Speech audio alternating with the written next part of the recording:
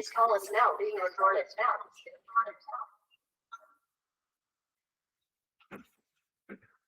Boa noite a todos, boa noite, queridos doutores, amigos, pessoas participantes. É um prazer estar com os senhores aqui nessa noite fria em São Paulo, doutor André, muito frio por aqui. Não sei como está o Rio Grande do Sul, mas eu quero agradecer a cada um de vocês que disponibilizaram do seu tempo para estar conosco aqui, aprendendo mais sobre o direito de trânsito. Eu quero primeiramente agradecer a diretoria da OAB de São Bernardo do Campo, na pessoa do nosso presidente, doutor Luiz Bertanha, um grande amigo, juntamente com a vice-presidente, doutora Andréa Castro Alves. Mando um abraço para todos vocês, a nossa secretária, Elaine Brandão, a doutora professora Adriana Prete, e o nosso amigo também tesoureiro, Tiago Menegaldo, que é a diretoria do OAB de São Bernardo do Campo. Deixo um abraço para vocês e muito obrigado pela oportunidade. Também quero aproveitar para agradecer a todos os colegas da Comissão de Direito de Trânsito aqui da OAB de São Bernardo do Campo, doutora Shirley Ribeiro, doutor Vitor Luciano, o doutor Anderson Bernardo, a doutora Larissa Ramos. Muito obrigado pelo apoio de vocês, nosso primeiro evento, e se não fosse vocês, talvez esse evento não seria realizado. Eu agradeço de coração. Quero também agradecer as comissões parceiras nossas aí, doutora Michele Candeira, muito obrigado aí, que é a Comissão de Direito Penal, um parceiro nosso, fizeram a divulgação do nosso evento. Muito obrigado. Todos os doutores, todas as comissões aqui presentes, muito obrigado. É um prazer tê-los conosco. Estaremos falando aqui nessa noite sobre recurso administrativo de multa de trânsito. É um assunto também muito corriqueiro de todos nós e vamos aprender muito. Então, eu fico muito grato. Quero também, antes, lembrar que nós estamos no mês de maio, então é um mês muito importante para o trânsito, que é o Maio Amarelo, que é a prevenção contra acidentes de trânsito. Então, eu quero ressaltar isso, e é por isso que nós fizemos a questão de ter o nosso evento também no mês de maio. Teremos um agora, na data de hoje, e teremos também um em novembro, né, a Semana do Trânsito.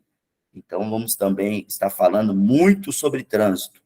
E eu quero agradecer. Então, já falei demais, né? Se deixar, eu vou falar a noite toda aqui, sabe como é advogado gosta de falar. Mas já está conosco a nossa palestrante dessa noite, aqui eu quero anunciá-la, doutora Andréa Scheffer. Para mim é um prazer recebê-la. E quem é ela? Eu vou dizer o vasto currículo dela aqui para vocês.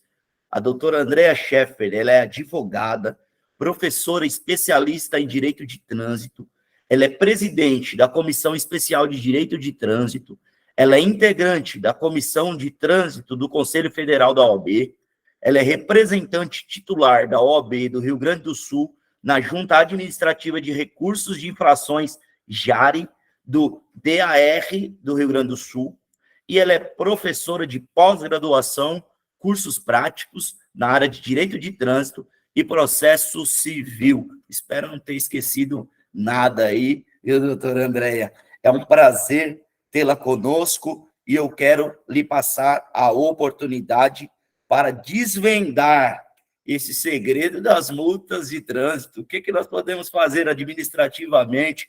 Fique à vontade, doutora. A senhora é bem-vinda aqui. Muito obrigado. Boa noite a todos, boa noite a todas. Doutor Rodrigo, no teu nome eu agradeço inicialmente o convite, né? É sempre uma honra conversar com outros colegas, conversar com subseções, né? Outros cantos aí da OAB. Né? A OAB é uma instituição muito querida para mim, eu integro, né, os quadros das comissões da OAB desde que me formei, né? Então, estar conversando sempre com colegas, né, por intermédio da OAB, quando a OAB ela propicia, né, proporciona esse canal de comunicação, é sempre muito importante. E, claro, conversando sobre direito de trânsito, melhor ainda, né, que é algo que permeia a minha vida como um todo. E fico extremamente honrada, né, extremamente agradecida pelo teu convite, né, então, no teu nome eu agradeço a toda a diretoria da OAB de São Bernardo, aos demais colegas, integrantes da comissão, e, claro, todos os colegas que estão aqui nos acompanhando essa noite. Buenas, tô meio fanha hoje, né, falou do frio, hoje não tá tão frio aqui não, tá, hoje tá beirando aí uns 18, 20 graus, tá ok. Fez mais frio aí no final de semana, né, então dá uma prejudicada aqui na garganta, mas a gente vamos seguindo.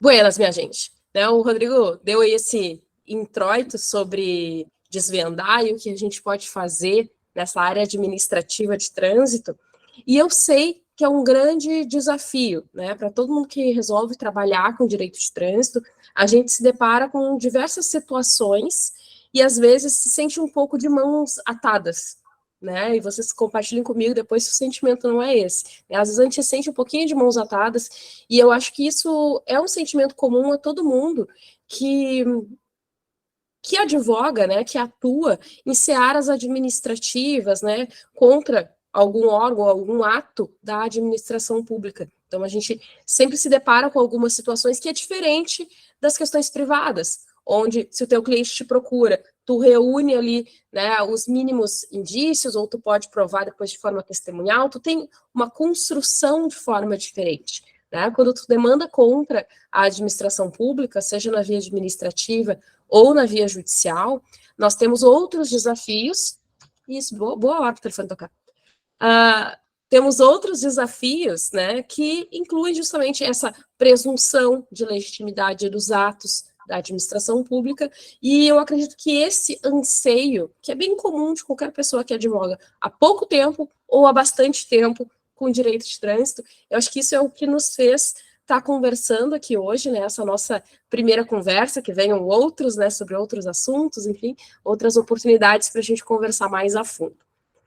Buenas. Doutor Rodrigo, tu pode me interromper a qualquer momento, porque tu falou, se deixar tu ficar falando a noite toda.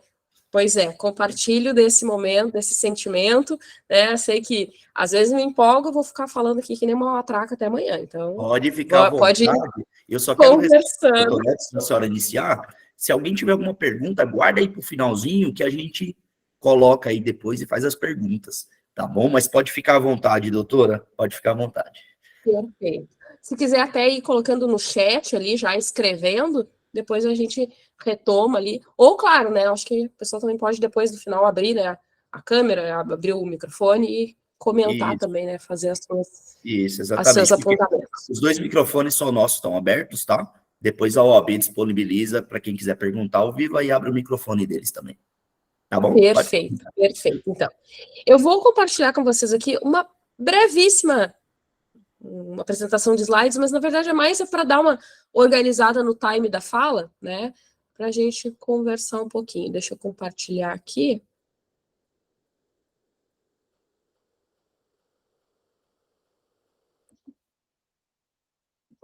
Deixa eu só localizar aqui, peraí. Aqui. Cheio.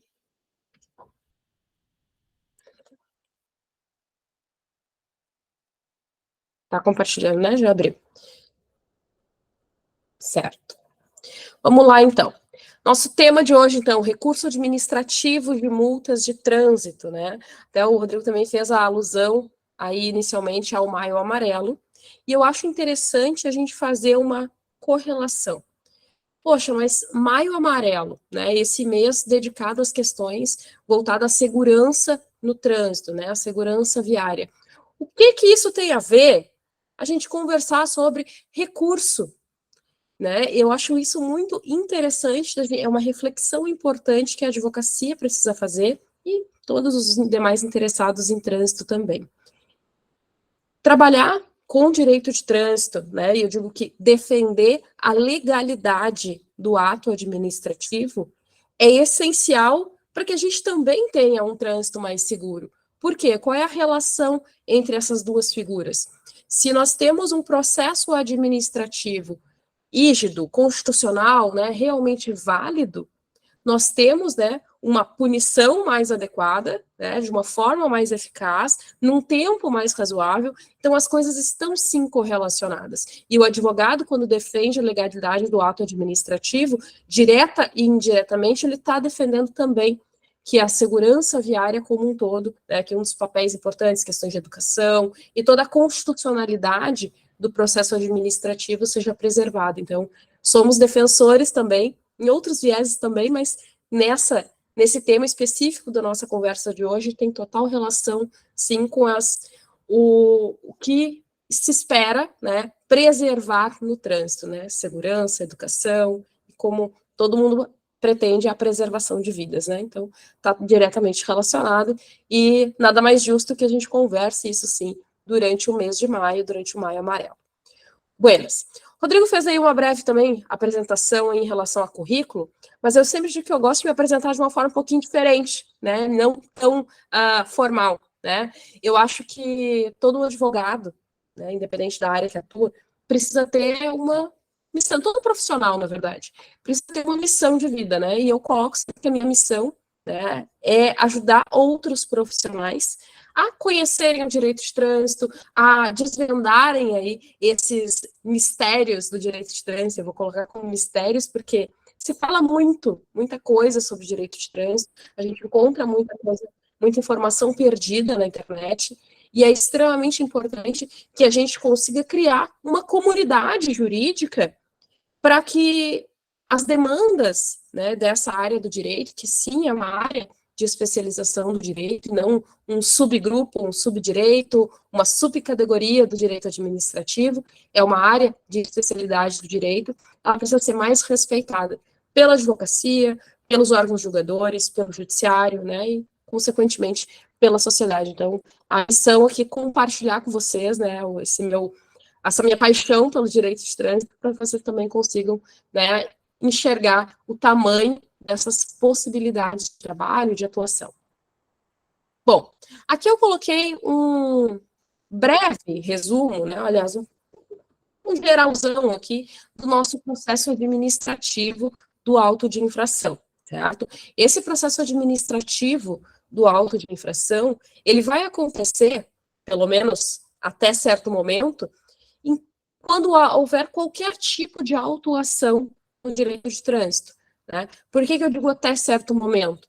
Porque, por exemplo, só teremos recurso, né, a fase recursal, se o interessado, né, vamos chamar de suposto infrator, né, suposto infrator, ele demandar aí contra a administração pública e fizer as suas argumentações recursais, tá? Então, pelo menos ali até a expedição da notificação de penalidade ali da ANP, toda infração, toda autuação lavrada, obrigatoriamente vai passar por isso. Então, tem o auto de infração lavrado, tem a expedição da notificação, tem a abertura de prazo aí para apresentação de defesa, para apresentação de condutor, dependendo da situação, né, quando é uma infração de responsabilidade de condutor, e esse condutor não tiver sido abordado, né, identificado numa abordagem. Então, nós temos aí essas possibilidades e a notificação de penalidade. Essa notificação de penalidade, né, por que ela vai acontecer em todos? Porque, independentemente da pessoa ter apresentado defesa ou não,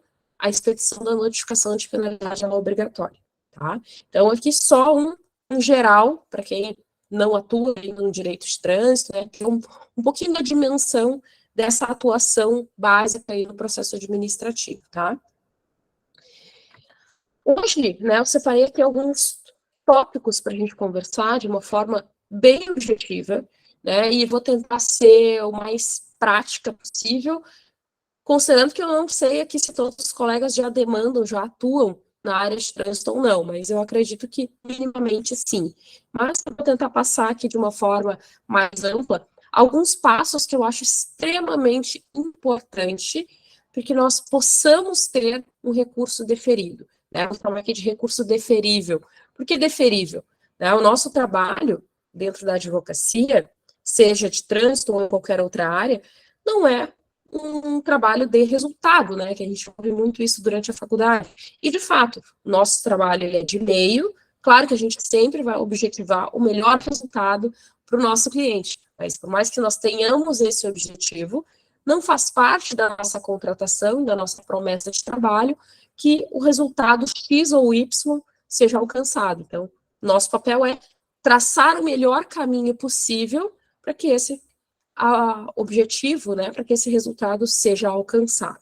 Por isso que eu chamo ele de deferível.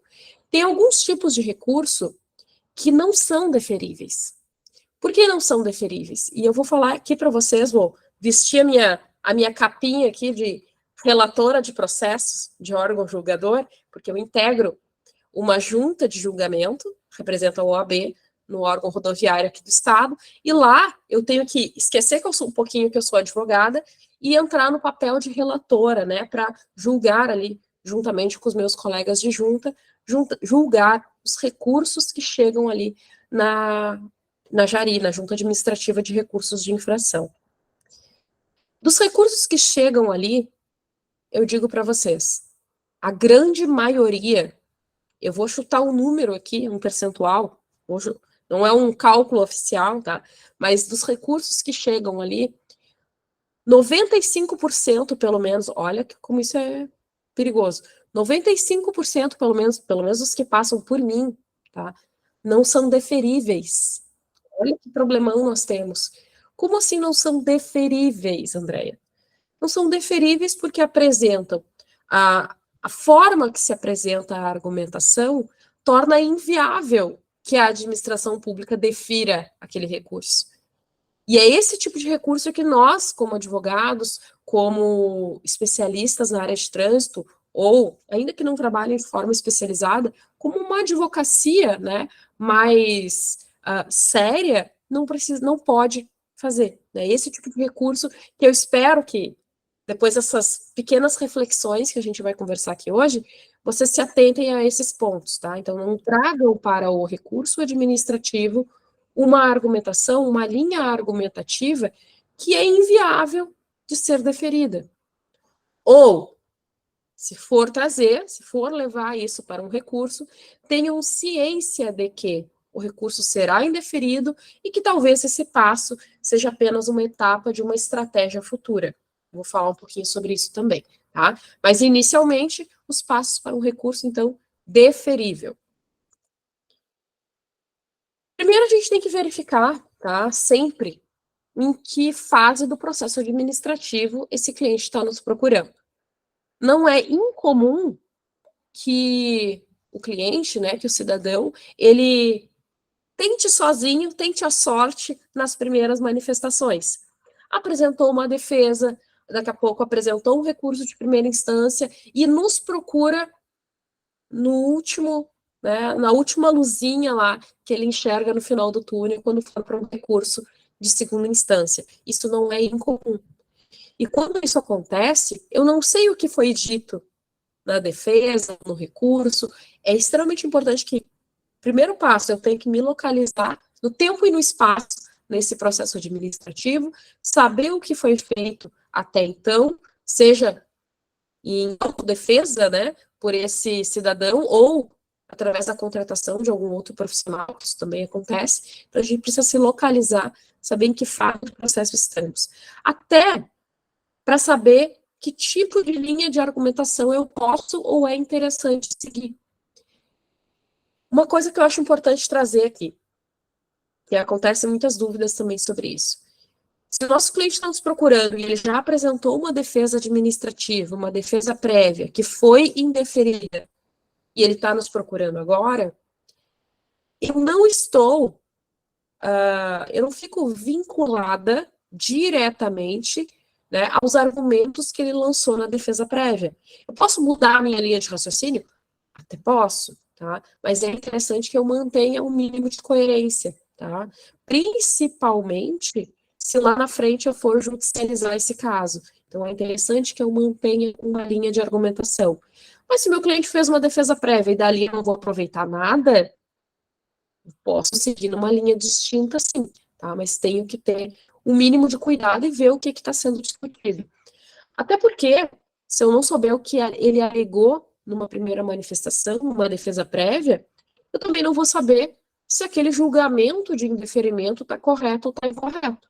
Às vezes a pessoa até fez uma argumentação razoável e o julgamento daquela defesa não foi feito de forma correta, ele apresenta indiretamente ali algum fundamento genérico e não nos traz efetivamente uma fundamentação. Então, tudo isso a gente tem que ir analisando aos pouquinhos, tá? Então, se localizar no tempo e no espaço é essencial. Analisar se houve notificação válida. É um tema que eu bato sempre, em toda a minha manifestação, em toda oportunidade que eu tenho para falar sobre trânsito, especialmente sobre processo administrativo, sobre recurso. É muito importante que a gente analise se o nosso cliente, aquela pessoa que está ali nos procurando, foi efetivamente notificada. Por que isso? Porque eu vejo muitos casos onde a criatura não tinha sido notificada, o advogado apresenta o recurso e nessa apresentação de recurso ele alega ausência de notificação. Vocês notam o quanto isso é sério e o quanto isso é problemático dentro de um processo administrativo? Porque eu estou apresentando meu cliente voluntariamente naquele processo, ou seja, eu estou suprindo uma irregularidade do Detran ao apresentar aquela manifestação. Pô, mas aí o que eu faço? Eu não faço nada? Às vezes o melhor é não fazer nada. Às vezes a melhor estratégia é não se manifestar naquele momento, tá? Só muito cuidado, porque o que a gente entende por notificação válida, tá, gente? Hoje nós temos muitas discussões aí sobre como se comprova a efetiva notificação, e o Brasil é muito grande e a gente tem muitas realidades distintas, tá? Tem órgão de trânsito que envia essa notificação com aviso de recebimento e tem órgãos de trânsito que enviam sem aviso de recebimento. E essa segunda forma eu vejo que está cada vez mais comum no Brasil inteiro, né? Por exemplo, aqui no Rio Grande do Sul, até metade do ano passado, de 2022, todas as notificações eram encaminhadas com aviso de recebimento. Agora não mais. E aí, como é que comprova se essa pessoa foi ou não foi notificada?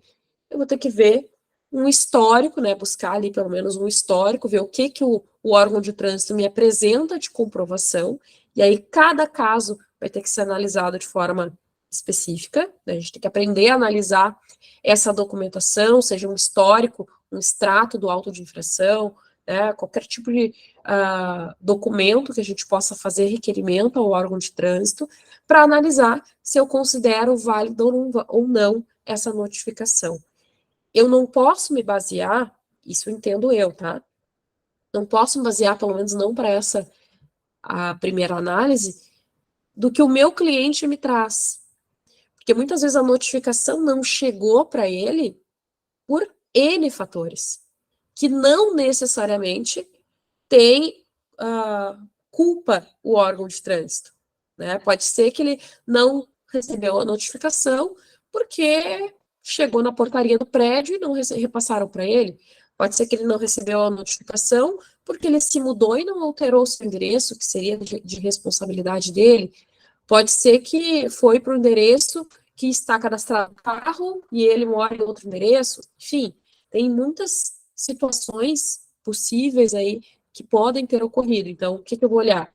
Verificar para onde o órgão de trânsito encaminhou, se o endereço está correto, né, se o órgão de trânsito fez essa expedição da notificação dentro dos prazos, a gente vai falar um pouquinho disso.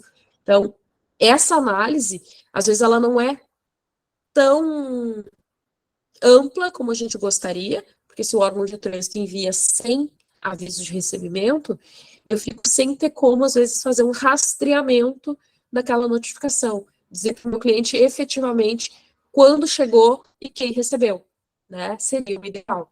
Mas, né, não temos aqui o mundo ideal, temos o mundo real e é com isso que a gente tem que trabalhar com a realidade que o processo administrativo nos apresenta, certo? Aqui nós temos 3 tipos de notificação dentro do direito de trânsito, do processo administrativo de trânsito. A notificação postal, que ela ainda é uma regra, tá? Por quê? Porque a notificação eletrônica, que ela é feita através do sistema de notificação eletrônica, né, governo federal, enfim, vinculado lá à CENATRAN, Secretaria Nacional de Trânsito, essa notificação eletrônica, hoje, ela ainda é uma opção, né? Então, depende de uma adesão desse cidadão. Se ele não faz a adesão à notificação eletrônica, ele vai permanecer na regra da notificação postal, seja com ou sem aviso de recebimento, porque nesse tópico a legislação ela não é tão específica, e aí dá essa margem para os órgãos de trânsito encaminharem a notificação por correspondência simples, que eu acho um erro, mas muitas vezes eles encaminham, porque não há essa exigência expressa da legislação no entender da administração pública. Então, temos a notificação postal, a notificação eletrônica, que depende de adesão, e a notificação editalícia, que é uma exceção. É uma exceção, assim como, sempre que eu falo com a advocacia, acho importante a gente fazer essa relação, é uma exceção, assim como a citação por edital num processo judicial. Tu não entra com o processo e de cara pede a citação por edital. Tem que esgotar algumas etapas. Tá? Então, assim como na área judicial, a publicação de edital, ela é uma exceção. Por que ela é uma exceção? Não só porque ela vem dessa forma descrito na regulamentação, na resolução, mas ela é uma exceção porque a notificação editalícia, ela é uma notificação ficta. Se tu, por acaso, vai verificar o histórico ali do teu cliente e ver que ele foi notificado por edital, e ele te diz, nossa, eu não estava sabendo, eu não recebi, ele não está mentindo. Porque a notificação editalícia, ela é uma notificação ficta. Ninguém está olhando o diário oficial para saber se saiu o seu nomezinho lá numa publicação do Detran. Então, isso é irreal. Então, quem foi notificado por edital, realmente não foi notificado. Isso significa que eu posso pegar essa informação e argumentar que o meu cliente não foi notificado? Não necessariamente.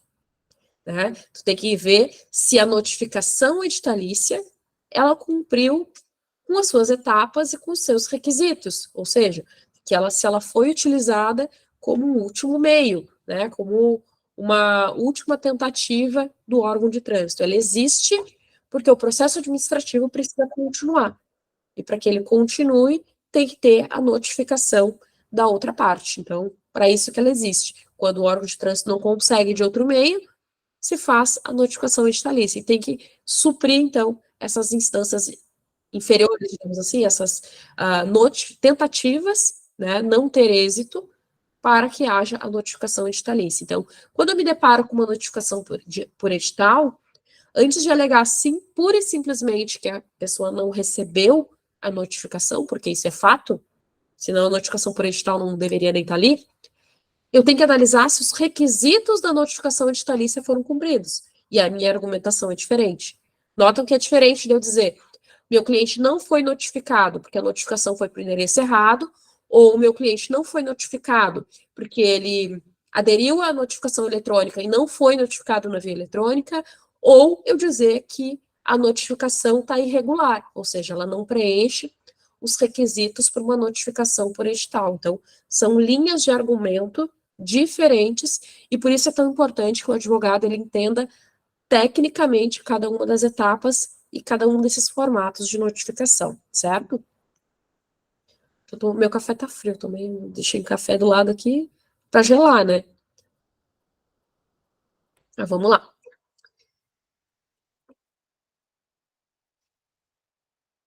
Bom, fundamentação das decisões anteriores. Então, aqui nós temos aí o calcanhar de Aquiles da advocacia administrativa. Nós temos uma deficiência, isso é fato, tá? Na grande maioria dos julgamentos administrativos. Que isso pode ter inúmeras razões, né? Seja pela deficiência de formação daquelas pessoas que integram a junta, e aqui eu vou abrir aqui um parênteses para vocês, e que nem sei se eu poderia dizer, posso, porque né, sou uma pessoa livre, posso falar das minhas experiências. Mas quando eu passei a integrar a junta que eu integro hoje, já faz quase 3 anos, eu imagino, quando eu passei a integrar essa junta, eu não recebi nenhum treinamento, nenhuma formação para fazer parte daquela junta. Eu já tinha um conhecimento prévio de direito de trânsito, eu já estava presidindo a Comissão de Direito de Trânsito desde 2017, aqui no Rio Grande do Sul, então eu já tinha conhecimento da matéria pela minha experiência anterior, mas não era uma realidade, porque tem outras pessoas que integram a junta de julgamento e que, se não tem essa bagagem fora, essa bagagem externa, trabalhando com direito de trânsito, às vezes as pessoas entram para julgar esses processos de uma forma totalmente crua, sem conhecimento algum. E, falando de uma forma geral, né, ali no órgão que eu integro, eu só recebi informação de como funciona o sistema. Ó, o sistema funciona assim, tu cadastra assim, tu faz assim. Beleza? Toca a ficha. Imagina para quem tem conhecimento zero de direito de trânsito, ser e integrar por algum meio, seja representando o órgão de trânsito, seja representando uma outra instituição, como a OAB mesmo, tu simplesmente designar uma pessoa para integrar uma junta de julgamento, sem que essa pessoa tenha um conhecimento específico de trânsito. Não é exigido nenhuma formação específica, né? Não tem exigência só de ensino médio, não tem uma exigência de uma formação em direito, ou até acho que não seria essencial, mas ou de um curso de especialização, ou de um curso prático, nada. Não há essa exigência normativa, e os órgãos de trânsito muitas vezes também não fazem esse preparo. Então, um pouco disso, dessa deficiência da fundamentação das decisões, eu acredito que sim, possa se dar por essa falta de preparo, por essa falta, né, de estrutura da própria administração. E do outro lado, nós temos aí entendimentos, entendo eu, muito equivocados sobre a matéria, de todos os lados, tá? De pessoas que fazem um recurso, como eu disse no início, um recurso que não pode ser deferido, ou seja, que não tem possibilidade de deferimento. E o que eu colocaria como exemplo de um recurso que não pode ser deferido? A pessoa simplesmente argumenta que não cometeu a infração, que não estava lá, que não sabe, né? Não fui eu, não fiz, não sei. Vocês não têm ideia do número de recursos que se recebe com esse tipo de fundamentação. Né? Se é que dá para chamar de fundamentação. Mas simplesmente uma alegação de que a pessoa não concorda com aquela autuação. Ou excedi a velocidade, mas não causei risco. Poxa, também não é uma linha de argumentação interessante. Então, tem muitas argumentações trazidas em recurso que faz com que a administração pública crie, às vezes, um modelão para aquele julgamento, né? E aqui eu não estou falando do órgão que integra, mas isso eu vejo que é muito geral. As pessoas normalmente argumentam, pensar num recurso de infração de velocidade, tá? Que no órgão que eu integro é o que mais tem, por ser um órgão rodoviário estadual. Então, nas rodovias estaduais, o maior número de infrações é excesso de velocidade. Quando chega um recurso de infração de excesso de velocidade, dá para listar, porque normalmente são recursos muito padrões. O recurso que chega ali é bem padrão. Ou vai alegar ausência de sinalização. Só que só alegar ausência de sinalização não vai te trazer um deferimento de recurso.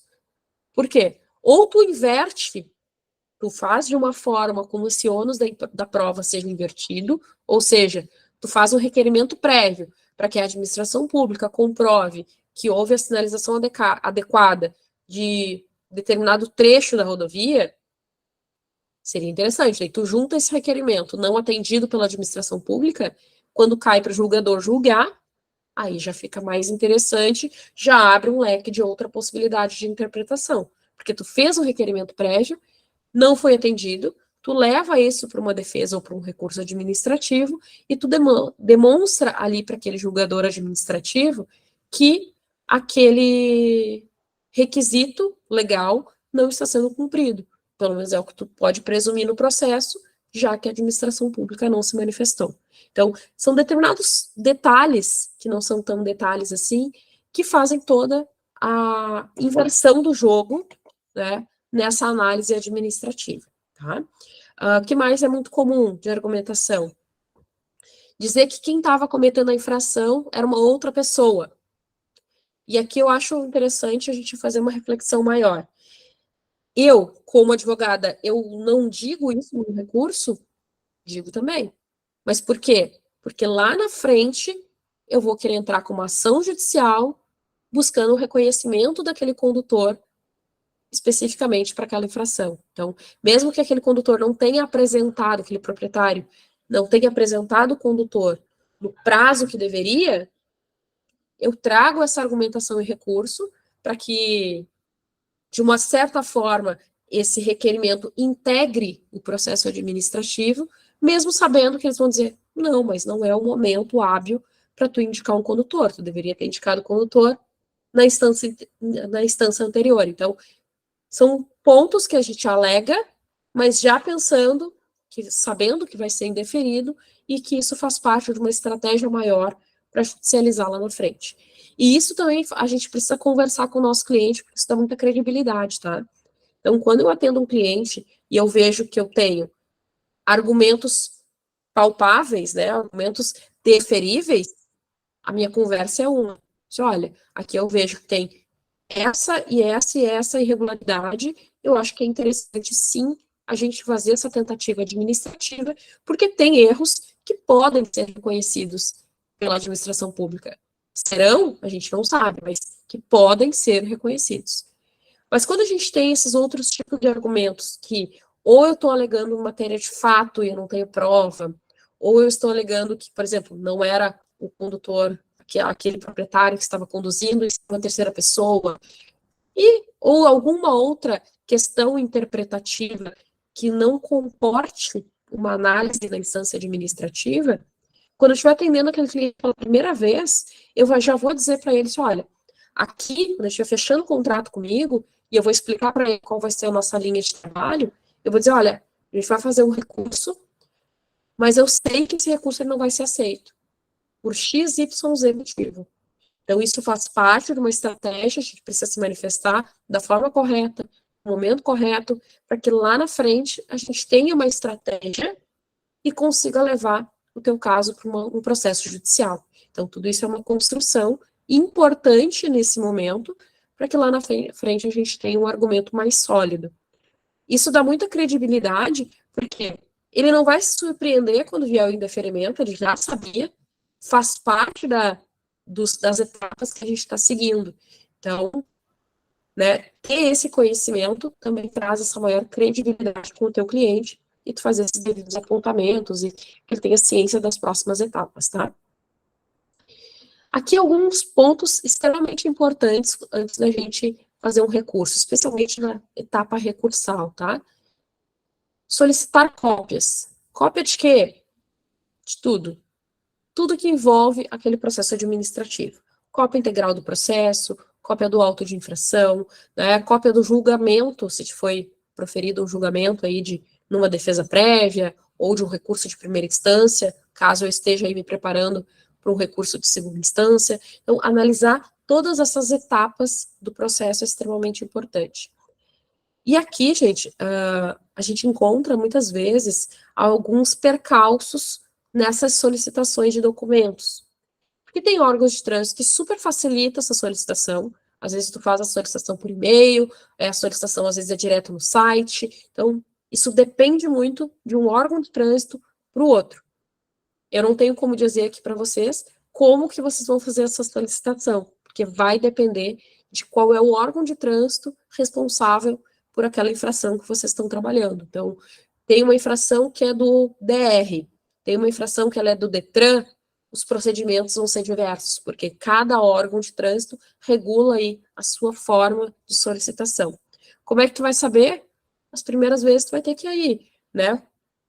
Pesquisar na internet, de repente dar uma ligada para o órgão de trânsito, saber como que tu faz a solicitação desse ou daquele documento. Alguns órgãos só aceitam requerimento físico, tem que ir lá ou protocolar direto no órgão de trânsito, ou mandar por correio diretamente a tua solicitação. Então, cada órgão de trânsito tem a sua forma. Então, peguem essa informação anteriormente, para na hora de encaminhar esse requerimento de vocês encaminhem para o local certo, para ter esse pedido de vocês atendido. Fiz a solicitação de cópia e não recebi. Não tive acesso ao processo administrativo e o meu prazo de recurso é para amanhã. Não posso mais esperar. O que eu faço? Eu vou deixar de me manifestar? Não. A gente junta os requerimentos que foram feitos, seja por e-mail, por correio, protocolo físico, seja o que for, e eu faço o meu recurso justamente alegando um cerceamento ao direito de defesa, porque eu não tive acesso ao processo administrativo para elaborar as minhas razões.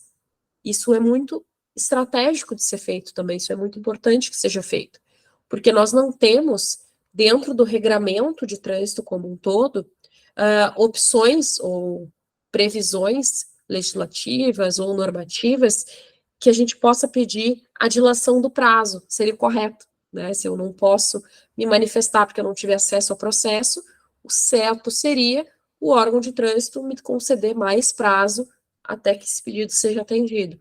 Mas não é o que acontece na prática, tá? Então, na prática, não há essa dilação de prazo, eu vou sim me manifestar naquele prazo com a informação que eu tiver, ou com a falta de informação que eu tiver. Eu gosto de dizer que o órgão de trânsito, quando não responde uma solicitação, algum requerimento, respondido está. Não responde, é porque está. Eu considero a ausência de resposta uma resposta para a minha argumentação, ou seja, ele está ali comprovando um cerceamento de defesa. E digo para vocês, dependendo do caso, é até melhor que não responda e que a gente siga aí nessa linha de argumentação do cerceamento, tá? Que é até mais interessante posteriormente. Se houve ali um julgamento, eu tive acesso a essas cópias, eu tenho que analisar se esse julgamento que foi feito, ele está de acordo com o que foi argumentado numa defesa prévia ou no recurso, né, na peça que originou aquele julgamento, e o meu recurso, ele não pode, tá? E aqui é bem importante. O meu recurso, seja um recurso de primeira instância, seja um recurso de segunda instância, ele não pode ser uma cópia da manifestação anterior, tá? E eu digo para vocês que isso, durante algum tempo, né, eu até orientava que a gente replicasse alguns argumentos no recurso. Hoje eu não faço mais essa recomendação. Se eu fiz uma defesa, vou desenhar aqui, se eu fiz uma defesa prévia e eu argumentei que, vamos pensar aqui, que o equipamento medidor de velocidade, ele não cumpre com seus requisitos normativos. São diversos requisitos, vou colocar aqui de uma forma ampla, tá? Ele não cumpre ali com seus requisitos normativos. No julgamento da defesa prévia, o julgamento simplesmente se dá. O auto de infração preenche os seus requisitos, né, do artigo 280, e é imposta a penalidade de multa. Muitas vezes vem nessa forma bem genérica mesmo. Diz que preenche os requisitos e se expede a notificação de penalidade, que a notificação foi no prazo e acabou. Nem entra no ponto principal que eu levantei na defesa prévia. Então, se eu tenho uma situação como essa, e não é incomum que isso aconteça, tá? Eu apresentei uma defesa argumentando X, julgaram dizendo Y, no meu recurso, eu não vou replicar os meus argumentos da defesa. Eu vou bater na questão do julgamento ser irregular, tão somente. Às vezes, esse meu recurso, né, fiz uma defesa com 5 páginas. O julgamento não analisa os pontos da minha defesa. O recurso que eu vou apresentar, às vezes tem meia página. Acreditem, eu às vezes apresento um recurso que tem meia página, não, porque tem a parte do nome ali, né, mas de argumentação, às vezes dá um parágrafo ou 2. Porque o foco não é replicar os argumentos. Porque se eu replico os argumentos num recurso administrativo, eu estou dando a informação necessária para eles analisarem nesse momento. E não é isso que eu quero. Eu quero que eles reconheçam a irregularidade do julgamento anterior. Tá? Então, e como hoje a gente tem questões de prazos para expedição de notificações, já tínhamos para notificação de autuação, expedição de notificação, né? Ou seja, na primeira notificação tem que ser em 30 dias, e com as alterações que tivemos aí ao longo de 2020, 2021, no Código de Trânsito, nós temos também prazo para a expedição da notificação de penalidade. Então, se eu consigo, de alguma forma, seja decretada a irregularidade, a nulidade do julgamento da defesa, consequentemente, eu anulo a notificação de penalidade expedida e eu posso aí dar uma margem para que o órgão de trânsito descumpra esse prazo do artigo 282, tá? Então, o prazo decadencial ali para notificação de imposição de penalidade, que está lá no artigo 282, especialmente no parágrafo 6º, né, que dá o prazo de 180 ou de 360 dias, quando tiver sido apresentada a defesa tempestivamente, tá? E esses prazos eu sempre vou contar, né, o foco aqui do nosso tema de hoje, que é no processo do auto de infração, eu vou contar a partir da data de cometimento da infração, da lavratura do auto de infração. Então, a penalidade de multa ou a penalidade de advertência, elas contam da data da lavratura do auto de infração. Então, eu tenho, apresentando a defesa prévia, significa que o órgão de trânsito tem 1 ano para expedir a notificação de autuação, abrir prazo de defesa, julgar a defesa e expedir a notificação de penalidade. Então, se eu consigo decretar de alguma forma que o órgão de trânsito decrete a nulidade da instância anterior, é muito mais interessante para todo o contexto, tá? Então, espero que tenha ficado claro aí para vocês essa questão desse raciocínio processual, tá? Que é mais interessante que eu não replique, portanto, os meus argumentos em sede de recurso e que eu foque no que foi realmente julgado. Ah, mas o meu cliente não apresentou defesa prévia. O recurso agora é a primeira manifestação. Bom, aí sim, eu vou trazer toda a minha argumentação jurídica em relação àquele processo. E essa regra aqui, essa dica que eu estou passando para vocês, vai servir lá na frente para a interposição de um recurso de segunda instância, certo? Uma dica, então, né, fora essas aí que eu trouxe para vocês, e aqui eu vou já finalizar a apresentação, porque daí eu quero abrir para a gente conversar, eu trouxe uma apresentação bem rápida, para a gente abrir aí, para a gente conversar um pouquinho. Uma dica bem prática que eu digo para vocês, que eu acho que ficou permeada em todos esses tópicos que eu trouxe anteriormente, é focar em argumentos processuais, em questões de requisitos de validade, nulidades, ou em processo administrativo.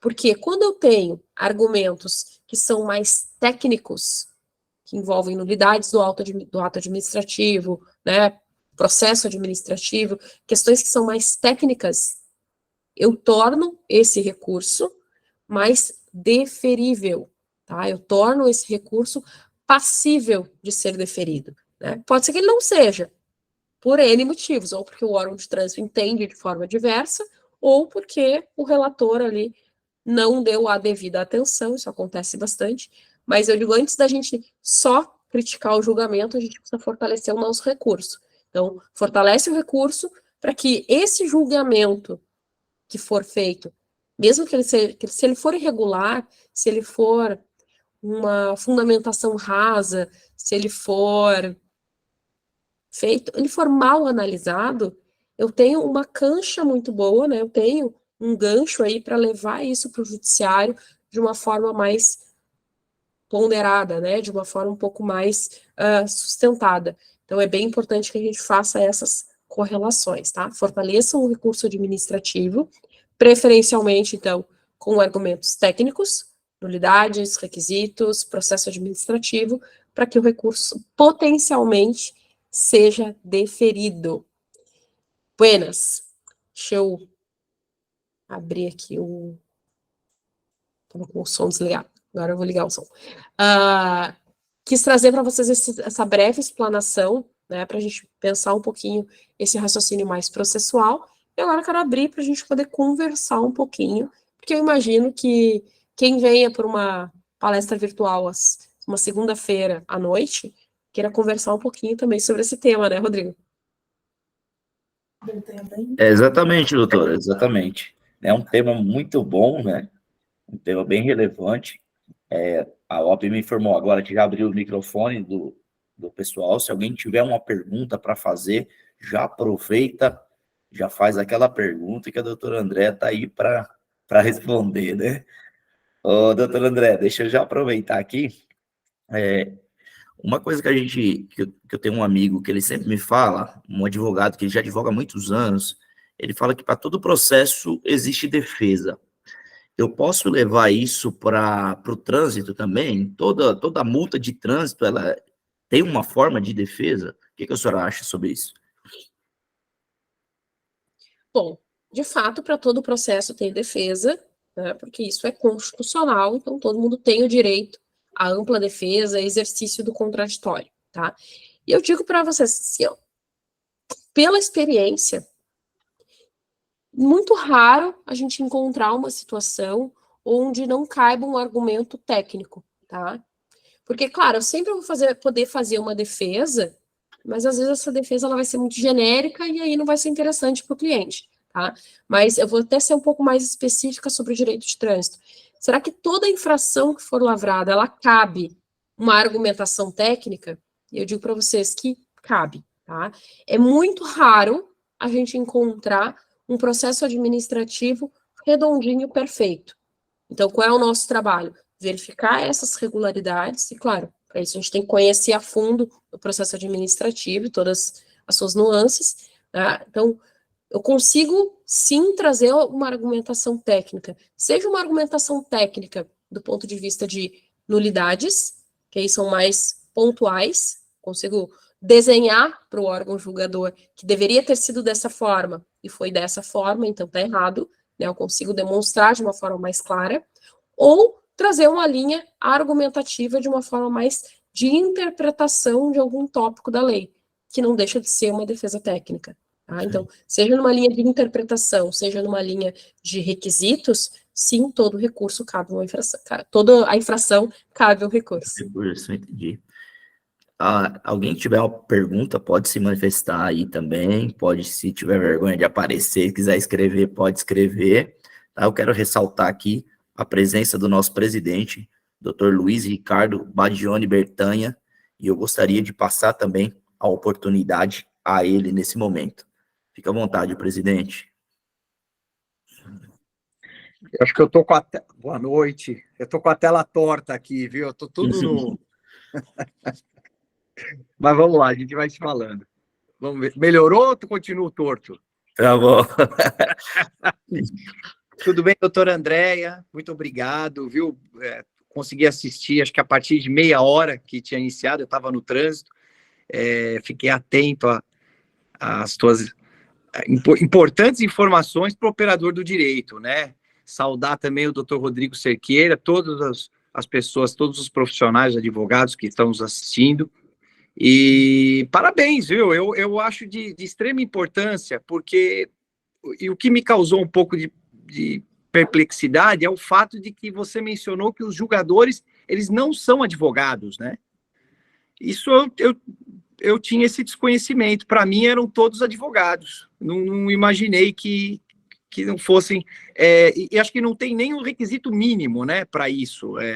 Você falou que não tem um curso, um treinamento. Então, importante sabermos isso, porque mais do que nunca, um eventual recurso, independentemente de estarmos elaborando um recurso para nós mesmos, para um cliente, sermos contratados com essa finalidade, mais importante ainda é sermos o mais didático possível, né?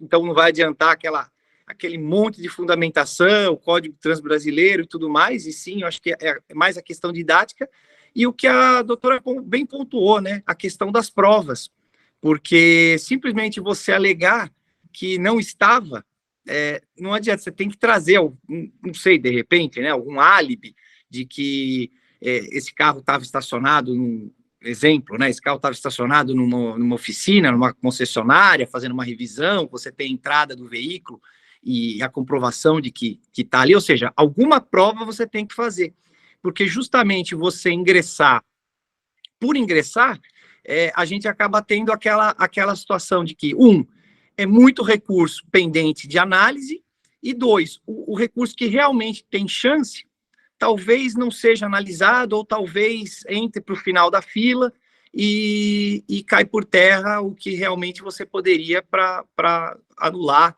aquele auto, aquela infração, tornar insubsistente, né? Então, é muito boa, viu? Parabéns pela palestra e já fica aqui a ideia do convite para você retornar e falarmos mais sobre isso, porque acho que deve ter muito assunto, né? Eu já tenho várias coisas aqui na minha cabeça que eu poderia levar aí no mínimo uma meia hora perguntando para você. Muito obrigado, viu?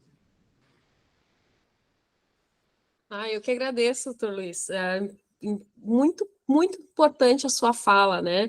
Então, tanto essa questão, realmente, as pessoas não têm essa formação em direito, não há essa exigência, né, normativa, e até porque a junta administrativa, né, ela é integrada por pelo menos 3 pessoas. Até a junta que eu componho tem 5 membros, mas pelo menos 3 pessoas. Vai ter alguém que representa o órgão de trânsito, então vai ser um funcionário, alguém lá do órgão de trânsito, vai ter a representação da sociedade civil, né, ou de outras instituições vinculadas ao trânsito também. Só que não necessariamente vinculadas à advocacia, né? Então ali eu represento a OAB aqui do Rio Grande do Sul. Mas, por exemplo, tem representação do Conselho Regional de Psicologia, por exemplo, né? Então, e eu sei, tem, por exemplo, profissionais da área de psicologia que tem uma especialização em psicologia do trânsito, que aí ainda tem uma certa propriedade no tema, mas tem outros que não. Mas tem a representação diversa, né? Como ele é o órgão julgador nessa instância recursal, ele é um órgão misto, acaba tendo essa pluralidade ali.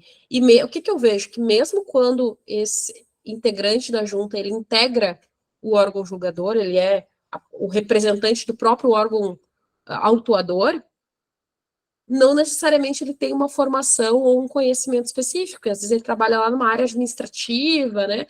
Não tem essa vinculação direta, né? Não tem esse envolvimento maior com a temática. Então, é um desafio. E um outro ponto que tu trouxe que é extremamente importante, do quanto a gente precisa ser didático nesse recurso. Porque ali a gente evitar, muitas vezes, o juridiquês que a gente tem, né? Às vezes a tendência a escrever de uma forma um pouco mais rebuscada, num recurso administrativo, eu sempre digo que menos é mais. Tô com um recurso aqui de 15 páginas. Já sei que está errado. Né? Por quê? Quanto mais objetivo e tu conseguir sintetizar o teu argumento, vai aumentar a possibilidade que esse recurso seja efetivamente lido, né? É triste dizer isso, mas se eu mando um recurso que tem 20 laudas, potencialmente ele não vai ser lido, ou o julgador vai passar os olhos por cima, né? Então ele não vai dar a devida atenção. Então, menos é mais. Bem objetivo no argumento, de uma forma bem didática, né? Se é um requisito que não foi cumprido, é isso que eu vou dizer no recurso. Olha, o auto de infração devia ter esse dado e não tem. Deveria ter sido feito esse procedimento e não foi feito. Ponto. 2, 3 páginas, 4 páginas de recurso estourando. Porque às vezes a gente quer colocar tudo e às vezes tudo não interessa. Tá? Tem que focar onde realmente tenha algum potencial. E até complementando, né? Essa é uma das questões, porque a gente já tem que tomar cuidado, nós, operadores do direito, até mesmo nas nossas peças processuais, porque às vezes a gente acaba vendo uma contestação, uma defesa trabalhista, uma inicial mesmo, de laudas e laudas infindáveis que você sabe que o julgador não vai ler, deveria, óbvio, mas a gente sabe a realidade. Então, imagina uma pessoa leiga do ponto de vista jurídico, né? Analisando o juridiquês do recorrente da multa. Aqui, no estado de São Paulo, existiram muitos recursos, mas não somente para multa também, com relação ao que a multa acarreta, né? Que é aquela pontuação para suspensão do direito de dirigir, a suspensão da CNH. E isso teve uma judicialização enorme, acho que agora nem tanto, nesses últimos meses, ou nesse último ano, justamente, não sei se porque já é reflexo do aumento da pontuação, nem sei se você pode até passar um pouquinho para a gente, se aumentou já mesmo de 20 para 40, ou eu que estou falando besteira, porque eu ouvi isso, né, que teve essa alteração, mas o que aconteceu muito aqui no estado de São Paulo foi essa judicialização por conta das suspensões. Então, aparecia os mais diversos julgados, né, de concedendo liminar, segurança que não foi concedida e em grau recursal era concedida. Eu mesmo acabei impetrando o MS em causa própria por conta dessas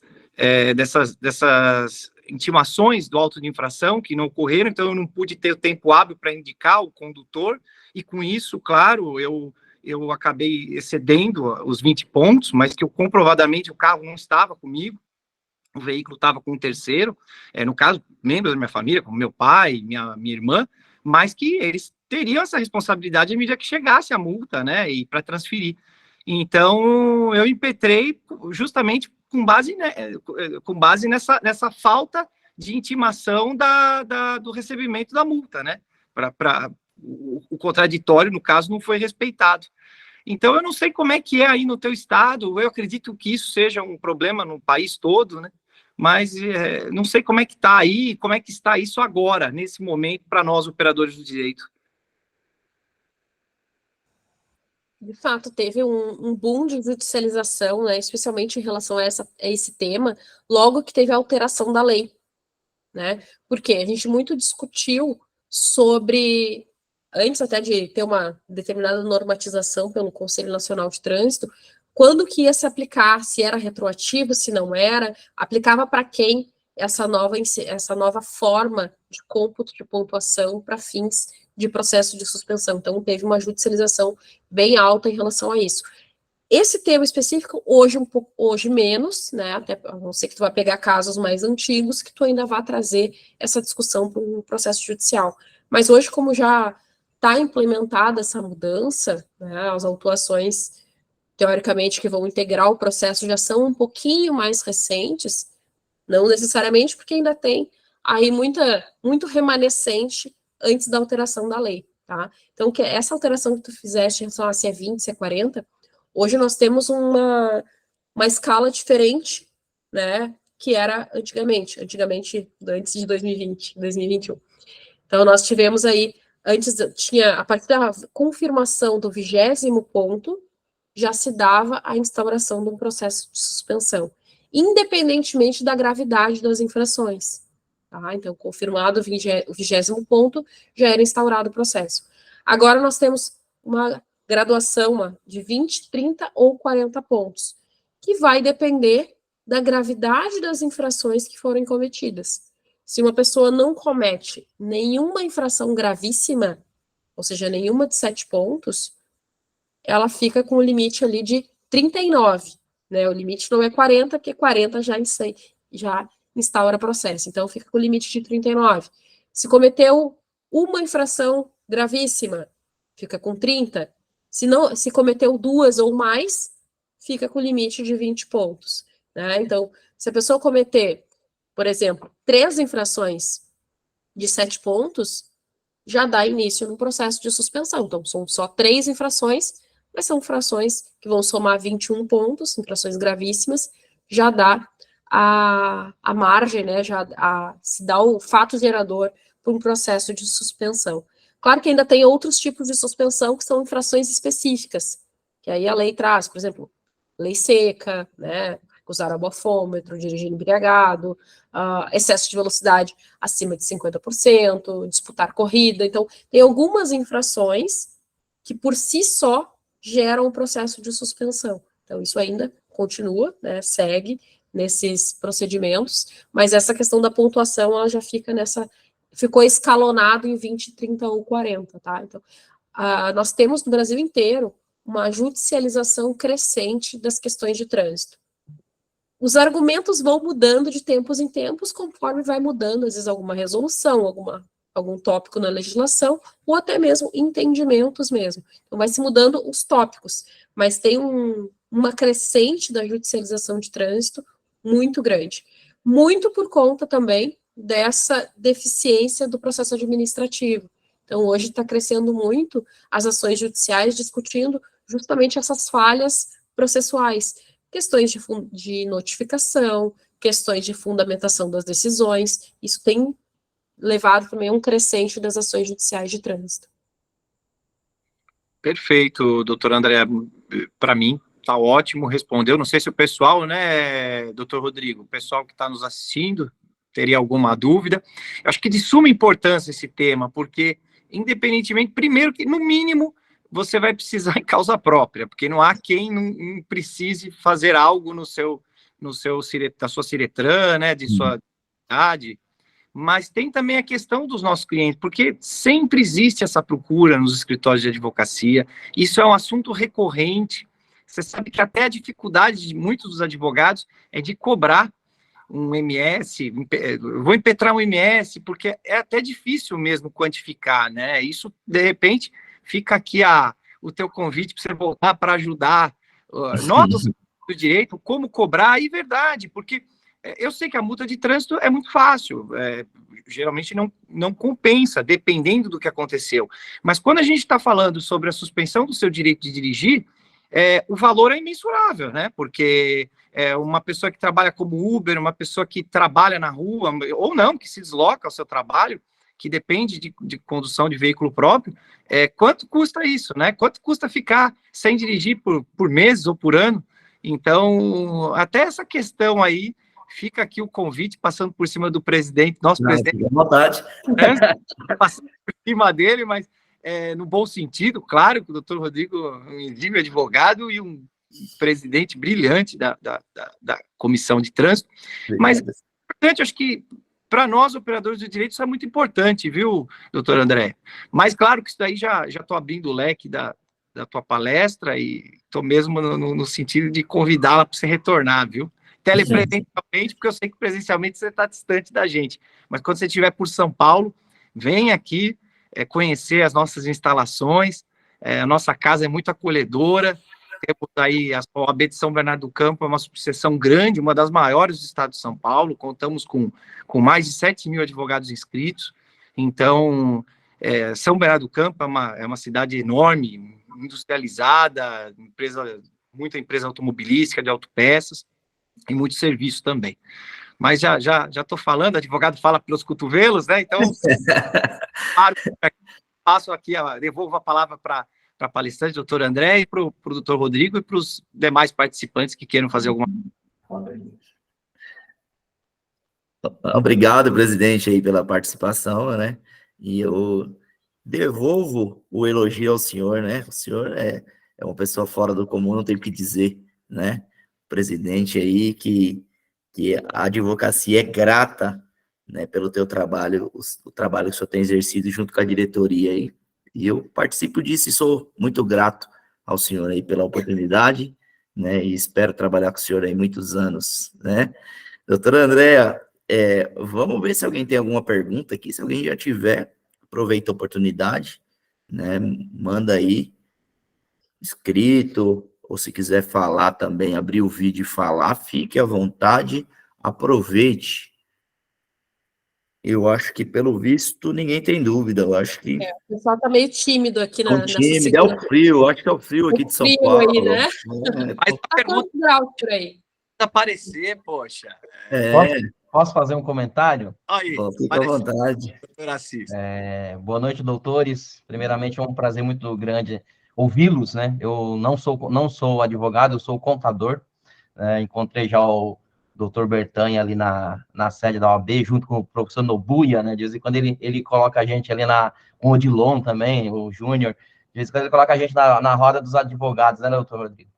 Eu apenas queria fazer só um comentário, na verdade, um elogio a vocês, né, a OAB e a comissão aí presidida pelo doutor Rodrigo, sobre o tema, né? Você vê um tema importantíssimo, acho que a população brasileira precisa, né, na verdade, desse tipo de conhecimento que muitas vezes passa batido, a gente não busca também, e quando tem essas oportunidades de uma palestra dessa, que eu acho que não envolve só a área do direito, mas sim todos os setores aí, né, e principalmente a comunidade como um todo. Então, queria aqui estender meus parabéns para a OAB aqui de São Bernardo, em especial aí a comissão aí de Direito do Trânsito. E a doutora, logicamente, a doutora Andréa, parabéns aí pela explanação sobre um assunto tão importante para nós todos. Obrigado, eu quero agradecer, né? Agradeço Agradecer também. aí. Assis, muito obrigado pela participação. Assis, presidente, é um irmão, né? O Assis é meu irmão. Eu digo que, assim, uma pessoa da minha casa, frequenta a minha casa, frequenta a casa dele, é um irmão para mim. Então, eu quero agradecer a ele e a esposa dele que participou aqui também. Muito obrigado aí pelo apoio à nossa comissão e à nossa palestra, e obrigado pelo apoio ao OAB, né? E o Assis é uma pessoa que sempre participa, ele citou, doutor André, a gente tem aqui a comissão de representação junto à área contábil, em que o nosso presidente da comissão, ele é advogado e contador, inclusive ele já foi presidente do CRC, e nós aproximamos muito, até porque é muito necessário o contador e o advogado, assim como outros profissionais, mas falando aqui no exemplo em relação ao Assis, é muito importante o contador estar junto conosco, porque agora mesmo fizemos uma palestra sobre imposto de renda, e não há quem não se faça presente, né? Tanto o advogado, o contador, as perguntas do dia a dia. Então, tá aí. Essa é a prova de que tá aí o Assis participando também do tema importante. E não é só para o advogado mesmo, não. A gente sempre fala, e certamente aí na sua OAB o presidente fala a mesma coisa, que a OAB não é a casa da advocacia somente, é a casa da cidadania. Então, a gente abre as portas para que a população participe mesmo, viu? Mas, doutor Rodrigo, o Ivan levantou a mão primeiro, viu? Tá bom, vamos lá. Ivan, fica à vontade, Ivan.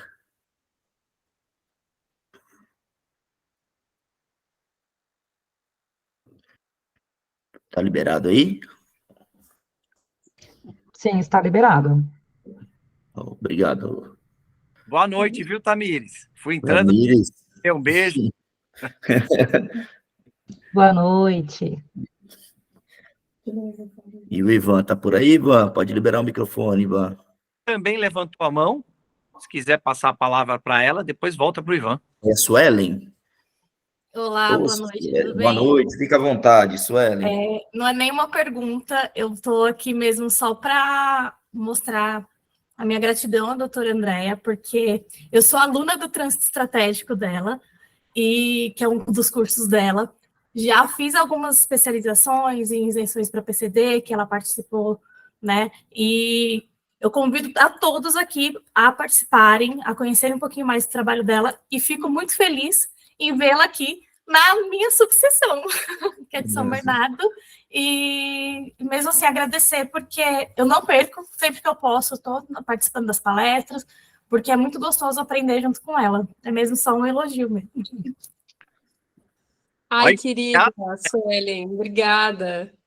Nossa, de coração, assim, fico muito feliz. Já tinha visto teu nome ali, disse, eu não sabia qual subseção tu era, né? Porque São Paulo é tão grande, né? Que é tanta subseção, que eu não sabia exatamente de qual subseção tu era, e eu vi teu nome ali, eu disse, assim, eu conheço. E Suelen, tá convidada a fazer parte da nossa comissão também, né? Estamos aí precisando da sua ajuda, hein? Tá convocada, né, Rodrigo? Tá convocada, porque convocada, tá intimada. Pode ajudar o doutor Rodrigo aos temas, porque eu estou vendo que a doutora André vai voltar não por um tema, mas por vários temas. Vamos sim, eu estou super disposta. Isso aí. Acho que o Ivan está liberado aqui, presidente. Vamos ouvir? Boa noite, doutor Rodrigo, doutor Ricardo, doutora Andréia. Não sou advogado, sou açougueiro, grande amigo do nosso amigo Rodrigo. E a minha dúvida é que eu tive 2 qualificações aí de multa e eu achei assim um pouco desqualificada, né? Porque tem muitas multas aí que assim não convém ao meu respeito. Uma, eu estava no farol, né? O doutor Rodrigo conhece ali do lado ali do Big ali, tem uns radar. Então eu estava no farol, aí veio uma ambulância atrás, né? Então a gente tem que dar passagem. Mas imediato que eu saí, que ela passou, aí pegou meu carro, né? Aí eu fiz algumas perguntas assim, para alguns conhecidos, né? E eles me mandaram entrar em recurso. E aí eu falei que não ia atrás, para não haver desavença, né? E a outra multa foi o mês passado, né, no domingo, como eu trabalho final de semana, então para vir para o Riacho, que eu moro no Riacho, para vir para o Riacho, geralmente o trânsito fica parado. Então, aconteceu um acidente do rapaz vindo com a moto, cortando os carros, então ele bateu no outro carro e acabou caindo. E nesse exato momento, estava vindo umas viaturas da Rocan e eles encostaram, né? Imediatamente que eles encostaram, que eles pediram para as pessoas, né, e sair do acidente, então eles mandaram alguns ir pelo acostamento. Só quando a gente estava mais 3 carros, né? Quando eles passaram no acostamento, já estava vindo outras viaturas, então eles pararam, entendeu? E imediatamente um guarda lá que eu vi os carros passando e ele anotando na mão. Então eu acho isso aí um exagero, porque eles poderiam ter parado e perguntado, porque eles viram o acidente. Então isso aí não é a primeira vez que eu vejo, entendeu? Aconteceu comigo, né? Às vezes eu vi assim, mas eu achava que, entendeu? Nunca vai acontecer com nós, né? Mas não é só isso, não. Às vezes eu vejo algumas multas desqualificadas com algumas pessoas que não tem convença, assim, para nós. Principalmente a gente, que é um pai de família, entendeu? Trabalha final de semana, né? E precisa, igual eu acabei de escutar aí, né? Do carro, dia a dia, o doutor Ricardo falou, né? E eu também estava de férias, né? E eu também faço aplicativo da Uber. Então, a gente, assim, não só como a Uber necessita, mas, assim, um pai de família que necessita uma criança para ir para o hospital, uma mãe para ir para o serviço, para ir para a escola, né? Porque, às vezes, a gente também atrasa, né? Tem uns atrasos, tem os recursos, né? Que não tem as desavenças de cada dia. Então, eu acho isso aí um absurdo. Aí pediram para mim entrar em recurso, mas eu falei, não vou atrás, né? Vou ter que pagar. Porque essa do acostamento mesmo veio R$ 860, né? E a outra também da ambulância, porque imediatamente, quando ela passou, veio a notificação. Mas só que o meu carro estava ao contrário, né? Em vez de ele ficar reto, ele estava como eu saí, e ela passou e pegou meu carro. Então, a gente não pode correr atrás, porque eu tenho alguns colegas que trabalham esse coisa do amarelinho, então eles mesmos já falaram, não vou te falar para você ir, porque às vezes a pessoa vai lá, quando ele vira as costas, os pessoal lá de dentro fica caçoando, dando risada, você entendeu? Esse aí é mais um que se ferrou, esse aí é mais um que dançou, entendeu? Então, a gente não pode, eu mesmo não quero passar uma vergonha dessa, né? Porque é coisa que, sei lá. Interessante, viu, Ivan? O que tu falou, eu entendo, né, isso que tu passa, porque eu ouço isso de vários clientes, né, de várias pessoas, então não é o único, né, que às vezes se sente injustiçado nessas multas, né, nessas infrações. E, infelizmente, a gente tem diversos erros que acontecem, né, mas, um agente te mandou parar, o outro te mandou prosseguir, mandou ir pelo acostamento, o outro te multou, então a gente tem sim muita irregularidade. Só uma coisa que eu achei, né, que acho que, claro que analisar aqui a questão da autuação eu não poderia, mas de uma forma geral, o que eu vejo? As pessoas, né, o cidadão mesmo, ele não acredita no sistema. E a gente acabou de ver isso pelo teu relato, né? Claro, assim, que e eu não tiro a tua razão, né? Então, são vários motivos, às vezes a gente não acredita no sistema, né? E por isso que é importante, eu sempre reforço, que realmente, diante de uma situação como essa, é injusto para ti que é difícil que tu consiga fazer uma defesa, um recurso administrativo por tua conta, né? As questões de trânsito, elas são muito específicas. Então, se tu for, de repente, procurar um profissional que trabalhe na área, ele vai analisar outros aspectos. Como é que vai provar que naquele dia o Ivan foi autorizado a seguir pelo acostamento? Isso. Provavelmente não vai se provar isso. Provavelmente isso não vai ser provado. A gente, às vezes, não tem como provar uma situação que aconteceu. Não tinha uma câmera, não tinha uma gravação, então eu não tenho como provar se aquilo aconteceu ou não aconteceu daquela forma. Tem a tua versão e tem a versão do agente de trânsito lá que mais que não seja absoluta, para eles pelo menos se presume que ele estava certo, né? O órgão de trânsito lá vai achar o Detran, enfim, vai dizer que ele está certo. Então, a gente fica desleal, não fica justo. Essa briga não é justa. Foi isso que eu pensei, porque quando alguém está filmando, é uma coisa. Por mais que a briga não seja justa, é importante que tu procure um profissional que entenda do assunto, porque esse profissional que entende do assunto, ele não vai discutir essa questão, se tu foi autorizado, se tu não foi autorizado. Porque isso a gente sabe que não vai ter como provar.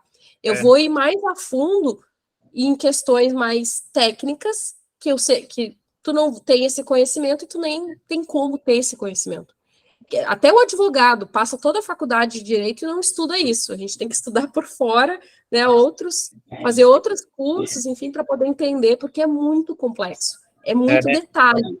E às vezes é no detalhe que a gente consegue, às vezes, reverter uma injustiça como essa, mas não deixa de acreditar no sistema como um todo e procura um profissional qualificado, né, para te assessorar aí numa próxima oportunidade. É isso que eu posso te dizer nesse momento.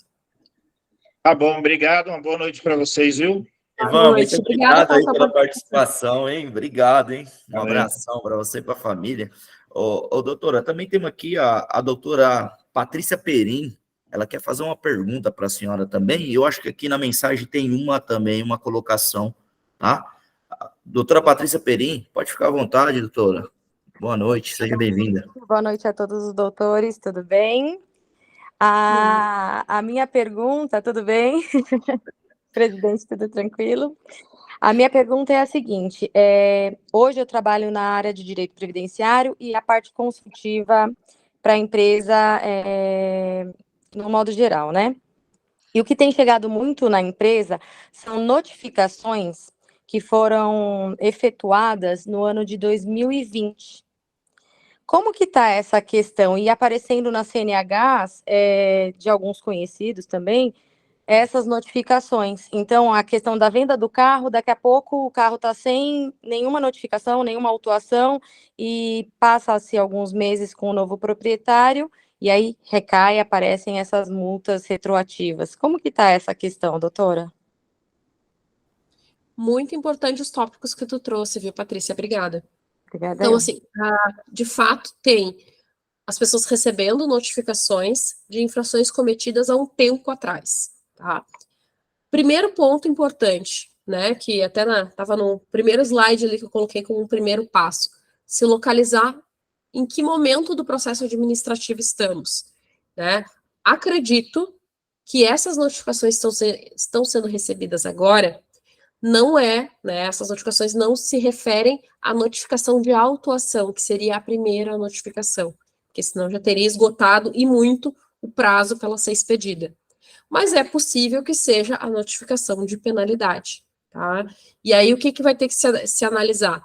Se quando foi cometida essa infração já estava em vigor, por exemplo, as alterações ali que eu trouxe do artigo 282, em relação ao prazo decadencial para notificação de penalidade. Então, que essa questão varia muito de interpretação, tá? Quando que se aplica essa alteração? Se aplica nos processos em andamento? Se aplica só nas autuações que foram feitas posteriormente à legislação? Então, isso é um pouco discutível, tá? Então, ver onde é que se encaixa essa situação, qual a notificação que está sendo recebida e se ela se encaixa em algumas questões de prazos aí, de prazos decadenciais, que daqui a pouco tu vai conseguir buscar a nulidade desse auto de infração. É uma linha de possibilidade, tá? Uma linha possível. Quando há a venda do veículo, isso é um tema também extremamente importante e que acontece muito problema. Vai ter que ver como foi feito, por exemplo, estou comprando um veículo hoje, e aí vou buscar ali um histórico ali para ver o que tem de multa naquele veículo hoje. Por vezes, a pessoa que está comprando analisa somente as multas vencidas. E aí, de fato, estou comprando um veículo hoje e não tem multa vencida nenhuma, tanto é que não foi impedida a transferência, transferiu o veículo para mim e está tudo certo. Passado alguns meses, essa multa vai e cai lá no licenciamento para pagar o próximo licenciamento. Isso está certo ou isso está errado? Depende do caso específico, tá?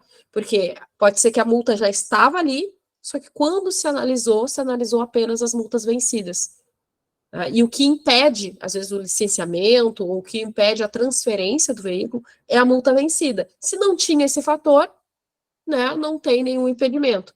Né? Se porventura, e isso também acontece, tá? Eu olhei todo o histórico, que realmente não tinha nem infrações a vencer, a vencidas, não tinha nada. Eu olhei o histórico completo. E posteriormente isso é lançado, tá? Quem compra o veículo, ele compra com os encargos. Tá? Se a multa foi cometida anteriormente, esse novo proprietário, ele vai também ser responsável, porque é como o IPTU do imóvel, né? Ele acompanha a coisa, né? O próprio terreno, que a gente chama do direito, ele acompanha o veículo. Então, se eu comprei um veículo e daqui 2 meses entraram várias multas para eu pagar, eu, como nova proprietária, vou ser responsável. Posso buscar lá na via civil depois alguma cobrança, uma ação específica contra o antigo proprietário? Posso, se isso não estava aparente, a pessoa sabia que tinha... Mas, imagina, cair numa lei seca hoje, multa de R$3.000 praticamente. Aí amanhã vou lá e ofereço, Patrícia, quer comprar meu carro? E não te falo, não deu tempo de cair no sistema ainda. Então, é uma má fé de quem está vendendo. Então, são situações pontuais que precisam ser analisadas, tá? Então, tudo dá uma margem, mas exige uma análise mais ampla das situações, tá? Uhum. Legal, legal. Tá bom, obrigada. Boa noite a todos. Obrigada, Patrícia, pela Obrigada. participação.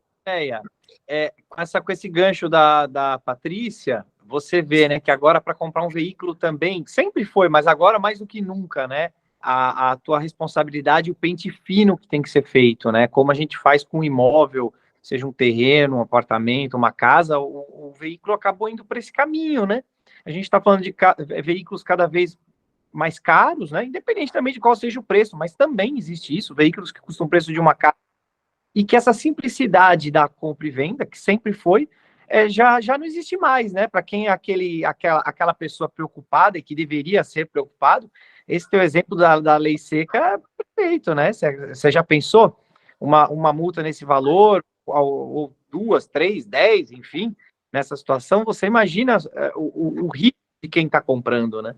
É bem complicado. Mais do que nunca, o advogado daqui a pouco vai ter que até ser acionado para ver os requisitos básicos para o cliente comprar um veículo, né? Está chegando nesse ponto, já chegou, né? Justamente, é fato, né? Já é uma realidade, é uma necessidade. Nem todo mundo, aliás, a grande maioria das pessoas não tomam esse cuidado antes de adquirir um veículo, né? Ou até mesmo quando vão vender o veículo, não se preocupam, às vezes, em fazer a devida transferência no tempo, às vezes passam ali uma procuração para a pessoa transferir lá na frente, e enquanto isso, fica com aquele carro no seu nome, sendo responsável por multas, ou por, né, pior ainda, às vezes se envolve num acidente, enfim, às vezes acaba sendo demandado por uma situação que poderia ter sido evitada. Então, tem várias questões aí contratuais, tanto na compra quanto na venda, né, seja o comprador ou o vendedor do veículo, precisa tomar aí alguns cuidados bem importantes, realmente. É um assunto, presidente, que a gente passaria a noite aqui, né, conversando, falando, né, muito bom, né, aprender com a doutora Andréa, excelente. Tem um comentário aqui, eu acho que é um questionamento na mensagem aqui, eu acho que é o último, da Bianca Pereira Almeida. Ela diz assim, tomei uma multa por dirigir perigosamente, sendo que era uma reta na estrada, e não fui parada por ninguém. O correto seria parar quando é direção perigosa, e aí ela não teve como recorrer. Esse foi o primeiro comentário dela aqui. O segundo comentário. Teve outra multa que tomei sem estar no local, aqui em São Bernardo. Um amigo meu tomou com minha moto por estar desviando de um buraco na estrada. E foi a guarda florestal que deu a multa de R$3.000. E o outro comentário dela, o último, ela perguntou se multa ainda caduca e se o valor da multa ainda caduca. Fica à vontade, doutora. Perfeito. Vamos por tópicos aqui, então. Em relação à abordagem, tá? De uma forma geral. Eu sempre digo que a abordagem, ela é uma regra na fiscalização de trânsito. Ela vai acontecer sempre? Não, mas ela é uma regra, tá? Então, o que vai ter que se analisar aí nessa situação? Se o agente de trânsito, quando lavrou essa infração, descreveu ali o motivo, né, pelo qual ele estava deixando de abordar. Claro, teve outros requisitos também que teriam que ser avaliados, tá? Mas é muito comum esse tipo de infração acontecer sem a devida abordagem, tá?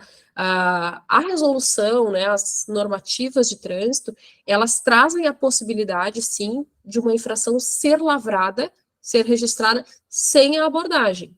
É possível. Não é uma regra, mas é possível. Só que essa possibilidade, ela precisa estar devidamente justificada, tá? Então, a mera falta de abordagem não necessariamente vai invalidar a infração. E aí, por exemplo, não teve como recorrer.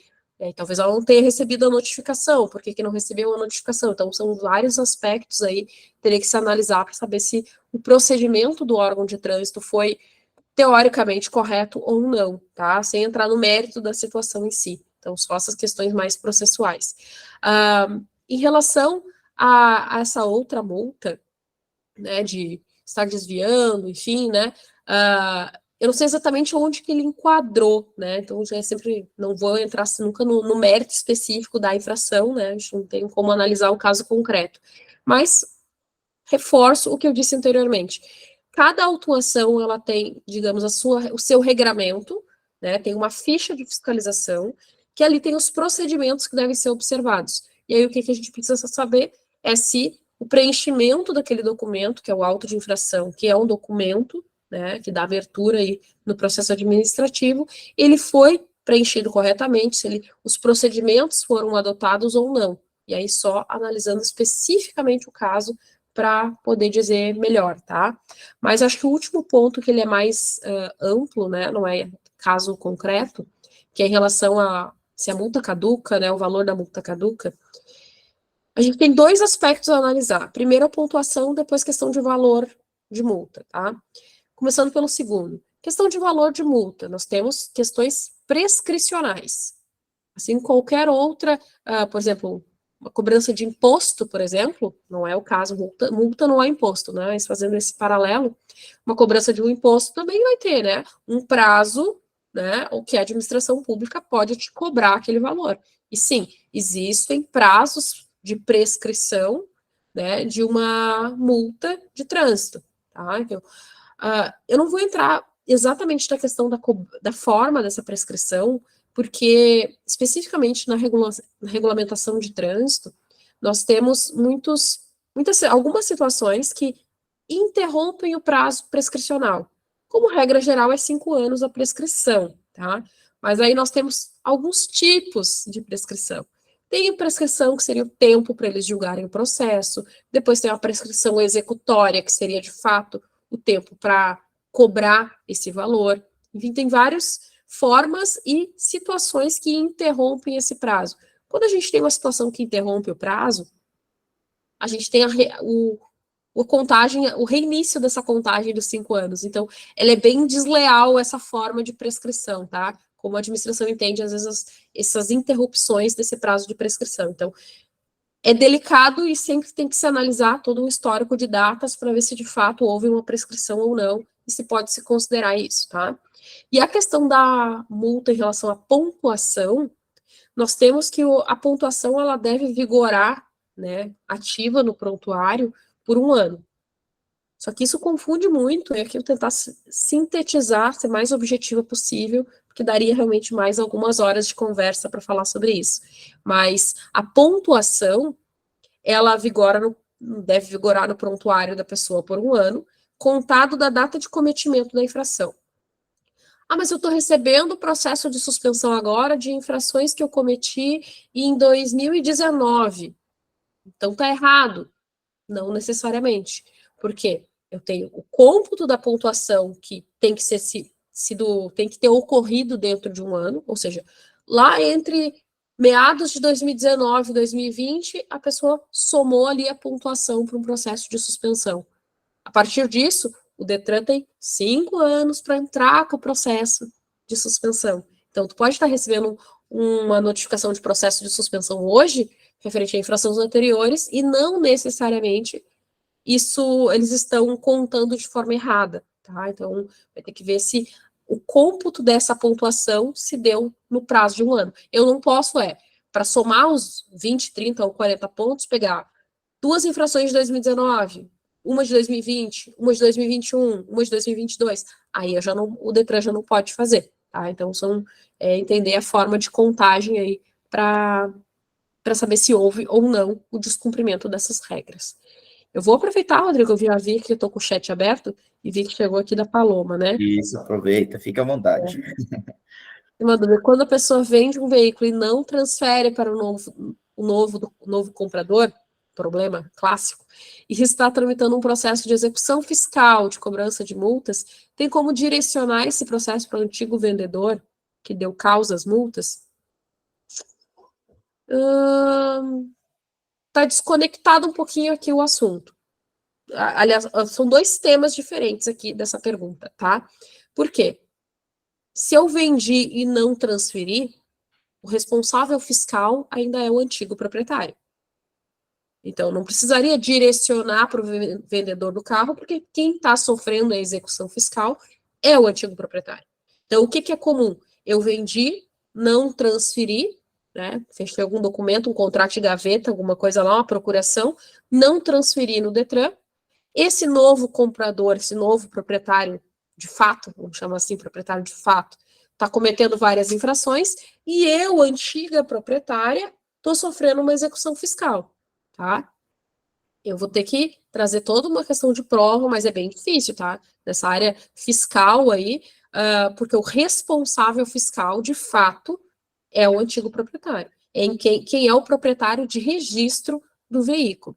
Tá? Dificilmente tu vai conseguir diretamente na execução fiscal esse afastamento. Às vezes a gente vai ter que entrar com uma ação de obrigação de fazer na área civil para obrigar uma transferência de veículo, o reconhecimento de uma venda anteriormente realizada e depois levar isso para um processo fiscal. Então, às vezes tu precisa de mais de um procedimento, tá?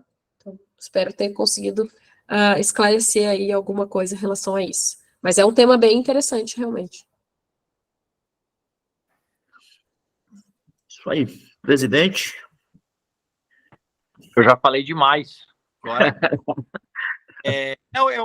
Eu também entendi que ela foi essa questão, né? Mas falando do antigo proprietário. Mas tem também, não falando do ponto de vista fiscal, mas falando mesmo da relação comercial entre comprador e vendedor, o simples fato de o comprador não transferir, mas eu ter eu comunicar essa falta de transferência no Detran e isso já me exime de uma responsabilidade no caso de acidente, no caso de atropelamento. Agora é automático essa comunicação por conta do cartório, quando você reconhece firma, ou estou falando alguma besteira, doutora Andréia? Bom, 2 questões. A comunicação de venda realizada no Detran, sim, ela exime o antigo proprietário. Tá? Então, mesmo que esse novo proprietário ele não realize, efetive a transferência, não pague lá as taxas para transferir, esse antigo proprietário, ele está tranquilo em relação a, não só isso que tu falou, mas também em relação às multas, tá? Não vai mais vir para ele, não vai ser considerado responsável em razão dessa comunicação de venda. O que muitas vezes acontece? Essa comunicação de venda não foi realizada, porque a comunicação de venda exige que, pelo menos, tu vá lá fazer o reconhecimento das assinaturas. E o que é mais comum quando dá esse tipo de problema? Essa etapa não foi feita. Foi feito ali um contrato de compra e venda, foi feita uma procuração para esse comprador transferir depois. Né? Eu vendi numa loja, né? E aí essa loja não transferiu, porque o correto é, se eu vou lá vender numa loja, numa revenda de usados, né? Numa loja de seminovos, e eu vendo meu carro para eles, para que eles vendam depois para outra pessoa, correto seria transferir para a loja e a loja transferir para o novo comprador. Não fazem, na prática não fazem. Fica com uma procuração desse antigo vendedor, desse antigo proprietário, e aí depois fazem essa transferência direta para o novo comprador, para não pagar 2 transferências. Então, o jeitinho brasileiro que o pessoal vai dando, né? Ou vende um carro que estava financiado, que não podia transferir, tinha algum débito que impossibilitou a transferência. Então, essa parte de assinar o documento de transferência muitas vezes nem é feita. Tá? E se hoje é automático ou não, aí depende do lugar. Né? Não é em todo lugar. Por exemplo, aqui no Rio Grande do Sul não é automático. Então, depende muito de lugar para lugar, né? Mas precisa, né, mesmo quando isso é automático pelo cartório, precisa que essa etapa seja feita. E, normalmente, os casos que dão problema é porque essa etapa não chegou a ser feita. Perfeito. Obrigado, doutor André. Vamos chegando ao fim, né? Infelizmente, é uma palavra que eu não queria dizer, que é o fim, né? Porque tá muito bom, palestra show de bola, né? E a gente aprende muito, né? Isso é muito bom. Presidente, o senhor quer fazer seus agradecimentos? Depois eu agradeço ao fim, junto com a doutora Andréa. Pode ficar à vontade. Doutora Andréia, muito obrigado. Já fica aqui o convite para o retorno, como eu disse anteriormente, inúmeras vezes. Pedir ajuda da Suelen com os temas, fica aqui convocada para participar da comissão de trânsito, mas também as demais comissões da nossa subseção, e que são 62 comissões, viu, doutor André, aqui na nossa casa, e agradecer o Rodrigo, o presidente Rodrigo, todos que ficaram conosco, bastante gente saiu. Quando eu entrei, tinham mais de 30 pessoas na sala. Agora, claro que à medida que o horário vai avançando, o pessoal tem que sair com seus afazeres, mas bacana, muita gente tirou suas dúvidas, eu também aproveitei o gancho, tirei as minhas, e é isso, somente agradecer. Muito, muito obrigado mesmo a todos que ficaram conosco até agora, especialmente a doutora André e a doutor Rodrigo. Obrigado. Doutora Andréa, por favor, seus agradecimentos. Bom, agradecer enormemente, né, Rodrigo, pelo convite, doutor Luiz Ricardo também pelo acolhimento aí na subseção, todos os colegas que estiveram conosco aí, compartilhando do seu tempo, que eu sempre digo que o tempo é o que a gente tem de mais precioso na vida, né? O que a gente tem de mais precioso é o tempo. E vocês estarem aqui compartilhando o tempo de vocês conosco, né, para a gente conversar um pouquinho sobre direito de trânsito, é realmente muito gratificante, então me sinto muito honrada, né, tô vendo que algumas mensagens, pessoal agradecendo, elogiando aí a palestra, fico muito feliz, né, contem comigo para tantas oportunidades forem possíveis, né, Suelen já está aí designada, para a gente conversar e elaborar aí, de repente, uma sequência, então estou à disposição da subseção, pode ter certeza. Logo aí vou a São Paulo e a gente marca alguma coisa presencial também. Então, isso é legal. Isso aí. Muito interessante da gente seguir conversando sobre esse tema. Então, muito obrigada a todos. Muito obrigada a cada um de vocês. Rede social, doutor André, por favor. Muito importante, né? É verdade. Quem não segue lá, faz favor, né? Faz favor. Vou botar aqui até no chat, tá? No Instagram ou YouTube, enfim, né? Onde quiserem seguir, para acompanhar, né, tipo, outras palestras. Fazemos também aqui no Rio Grande do Sul, na UAB, eventos de direito de trânsito que normalmente são ou online ou híbridos, então vai ter transmissão online, então mesmo colegas de outros estados aí estão super convidados a participar, então acompanhem ele nas redes sociais para ficar por dentro aí de cursos, palestras, né, enfim, fico à disposição de todos vocês. Legal. Perguntaram aqui, antes de eu agradecer também, quando que será a próxima palestra? Nós temos uma data marcada para novembro, temos a pretensão de trazer a doutora Andréa para dar um curso para nós sobre o recurso de multa administrativo, né? Então, vamos ver datas, vamos ver valores aí, vamos informando, tá? Sigam lá as redes sociais da OAB São Bernardo do Campo, sigam lá trânsito.oab.sbc, tá? A nossa comissão de trânsito lá, que a gente vai sempre repostando algumas coisas lá. E se sobrar um tempinho, quiser me seguir também, tô lá, Rodrigo Cerqueira, _advogado, tá? Sigam lá, sempre a gente tem novidades lá. Mais uma vez, eu quero agradecer ao nosso presidente, a nossa OAB de São Bernardo do Campo, a toda a diretoria da nossa OAB. Muito obrigado pela confiança mais uma vez. Doutora Andréa, muito obrigado por aceitar o nosso convite, né? Espero que em breve possamos conversar, ver novas datas novamente, e cursos e palestras, A porta da OAB, eu tomo a palavra do presidente, está aberta para a senhora, a hora que a senhora quiser vir a São Paulo presencial seria o máximo, as portas estão abertas. Tá? Quero lhe agradecer, vou lhe enviar no seu WhatsApp um certificado de agradecimento, né, da OAB com a palestra de hoje, tá? Em forma de gratidão. Muito obrigado mesmo, de coração.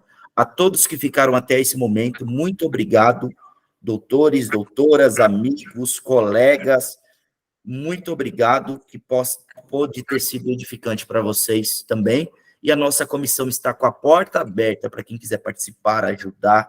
Muito obrigado, e agradeço também aos membros da nossa comissão. Muito obrigado pela ajuda, vocês foram apoiadores, e isso é muito bom, e eu sou grato a todos vocês, já citei o nome de vocês no começo. Muito obrigado. Presidente, mais uma vez, obrigado. Uma boa noite a todos. Quem é de São Paulo, um bom frio, se cubram para não ficar com a gargantinha inflamada. Tome bastante chá e se hidratem. Uma boa noite, doutor. Assis, obrigado.